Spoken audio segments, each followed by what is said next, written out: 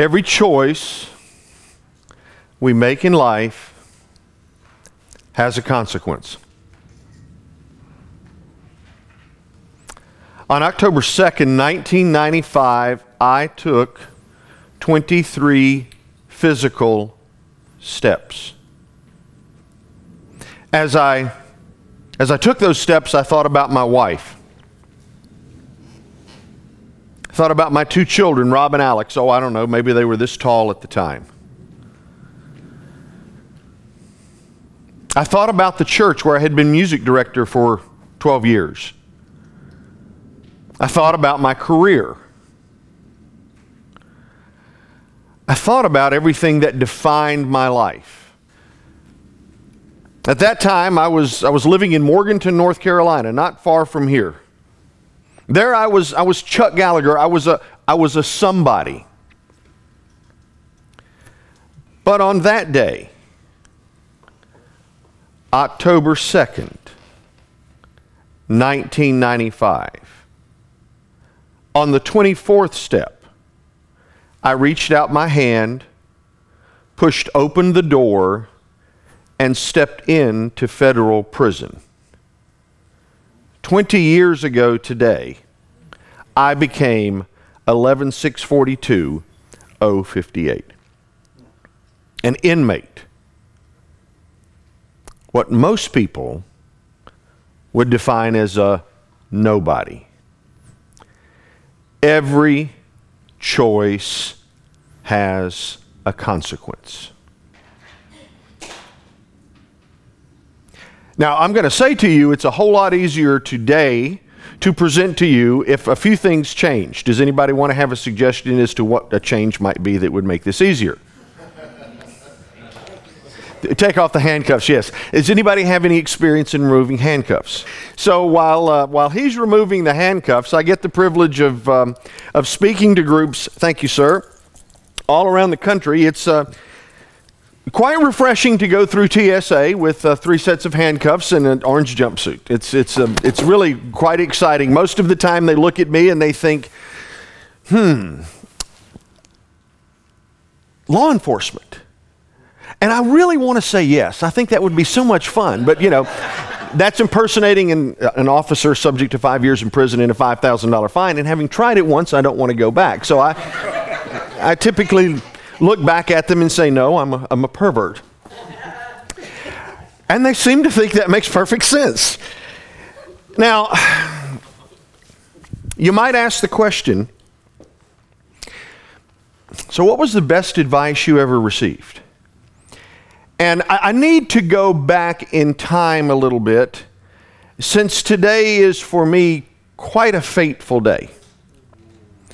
So I'm going to go back to November of 1990. And in November of 1990, I was tax partner in a CPA firm. I had testified before Congress on various aspects of tax law, written articles in national tax magazines, taught continuing professional education courses to accountants, which were 8-hour type courses. And I know you can imagine sitting there for 8 hours intently wanting to learn tax law. But in November of 1990, I was teaching an 8-hour tax course in Boise, Idaho. I remember sitting there going through the class. Everything seemed to be going well. We had fun in these things. We would have like tax sing-along. You know, like tax returns, money on the way. We fill out the messy forms, but the clients have to pay. I mean, things like that. If you're going to have to do this, make it fun. But this was 1990, and times had changed a bit. So in any event, we break. My stomach was on East Coast time. It was mountain time. I'm kind of hungry. We go outside the door, and there's this pink slip on the door. While you were out, it was a message. And I'm thinking to myself, man, I am hungry, but, you know, maybe I should go ahead to the phone bank and make the telephone call because I need to get this. It said, call your office ASAP. So I pick up the phone. Everyone else is in line. I call the office, get one of my partners on the line. Dan says this to me. He said, Chuck, I know you're out of the office and supposed to be back sometime. I can't keep up with your travel schedule, but one of the clients that you helped invest some of their funds, they've had a change of circumstance. And and they need to liquidate that investment ASAP. And they have been calling me, driving me crazy. If you'll just tell me where the file is so I can begin the process, I'll go ahead and get this started. That way they'll get off my back.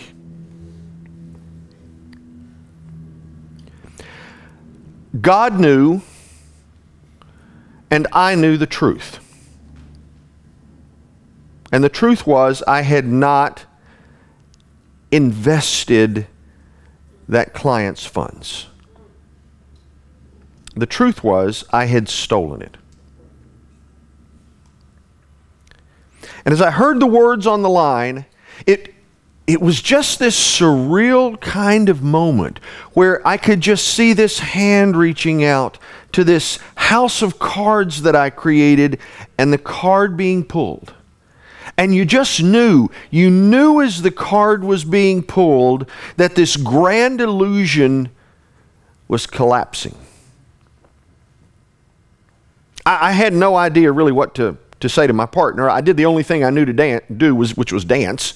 I don't mean literally. I dance verbally. I said, well, Dan, look, number one, I'm going to be back in the office tomorrow afternoon. And number two, this is not like an investment with Charles Schwab. Chuck, you can't just call up, liquidate it, and have the money in 3 days. It's a bit more complicated than that. And by the way, I'm going to have to get back to this training class. I don't have time to talk long, but I tell you what I'll do. On my next break, I'll make a quick telephone call. I don't know who I was going to call. Well, I'll make a quick telephone call, and I'll get the process started. Just call Ben, that was the client, and tell him I've got it under control, and I'll give him all the details tomorrow. Gotta go.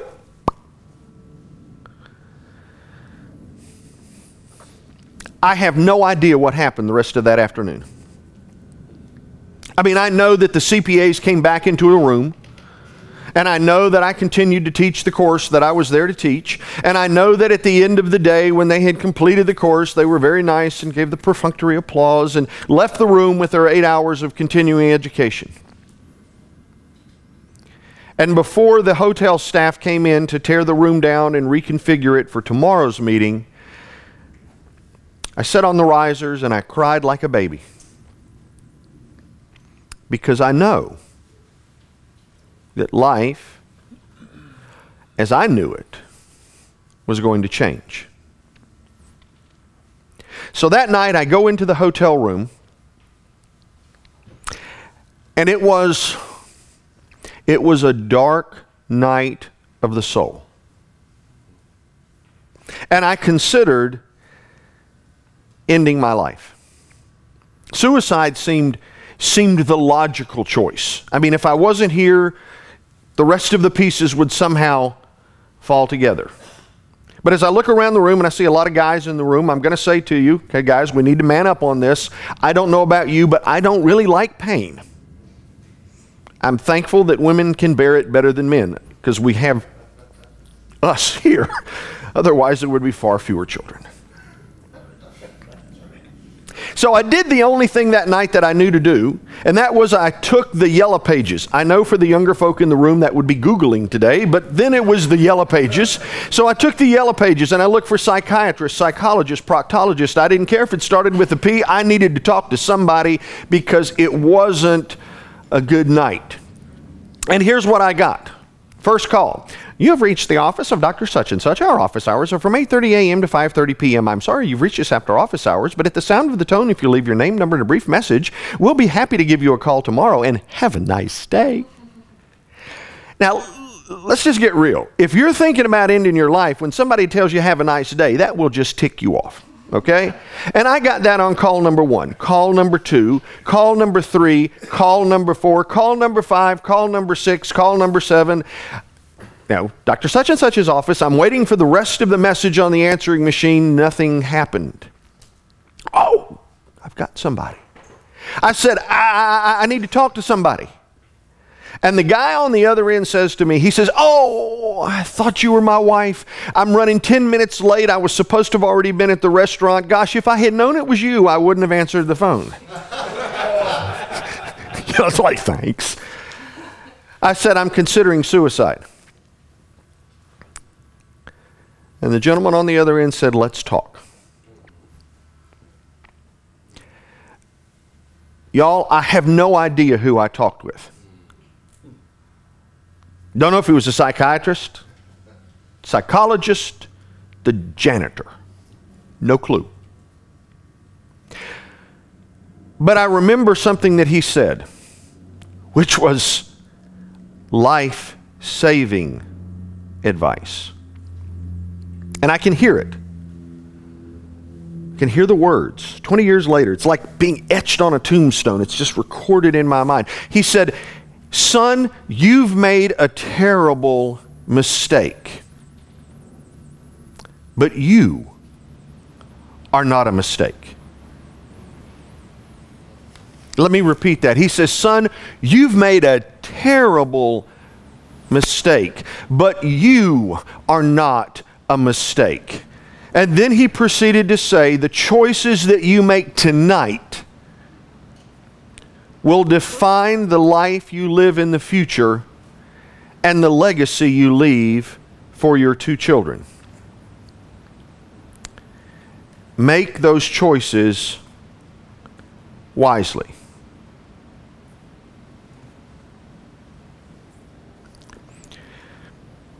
Stepping into federal prison was probably the worst experience of my life, but the best thing that could have ever happened to me. You never know in life where people are going to come from that impact you. I'll never forget, first day in prison, my cellmate was a young African-American guy about yay tall. His name was Buck. My name is Chuck. It was Buck and Chuck. I do not know if they did that for comic relief or not. But for the first 24 hours, Buck said nothing to me. And I came from the background of he who speaks first loses, so I just went to www.zipit.com. Now I want to say this so you get the feel for how this experience was. So 24 hours later, Buck looks at me. Here's his words. He says, "Yo, man, what you in here for?" I'm thinking he's talked. And now I'm thinking to myself, what do I say? So I mustered my best Clint Eastwood, John Wayne kind of tough guy, because you know you're in prison, and I watched The Shawshank Redemption 2 weeks before going in. Bad move, let me share. And I looked at Buck and I said, "Well, I'm a liar and a thief." He says, "Word?" "Word." "Yo, man," I says, "Word." "Word." And then he looks at me and he says, "You don't know what I'm talking about, do you?" And he flies out of the cell, and I'm thinking, I've been here 24 hours, and we've just had our first encounter, and I have no clue what just took place. And then he comes flying back in the room like Tasmanian devil. He comes flying back in, and he says, "Yo, man, I'll make you a deal." And I'm thinking, I've been here 24 hours and a convict wanting to make a deal with me. Then it occurred to me, I'm a convict, so maybe it's okay. I don't know. I didn't read Prison for Dummies. I should have got that at Barnes & Noble. Buck says, he says, "You're not going to make it in here." He says, you don't understand. You don't have the lingo down. He says, "You wouldn't make it in the hood." He says, you would be eaten up and spit out. He said, "But I tell you what, I'll make you a deal." He says, "Here's what I'll do. I'll teach you the lingo. I'll teach you what you need to know. I'll make it so that you can survive in the hood anywhere, anytime, even after you get out of here. If you'll teach me how to speak correctly so when I get out, I have a chance at getting a real job." You never know who those people are that will impact your life.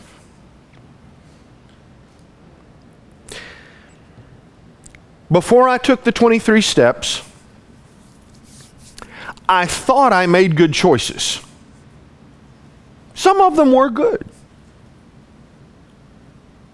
but some of them were not founded on sound biblical principles. After I became 11-6-42-058, I found out something, and that is every choice has a consequence. I was talking with a minister a couple of years ago, and he says, "Son, you've got the gift of speaking in tongues." And I looked back at him and I was like, okay, look, I'm a Southern Baptist. I've been to some churches, but I don't do that. He says, "You don't understand." He said, "You can talk to a corporate audience with biblical principles and they don't understand what they're getting.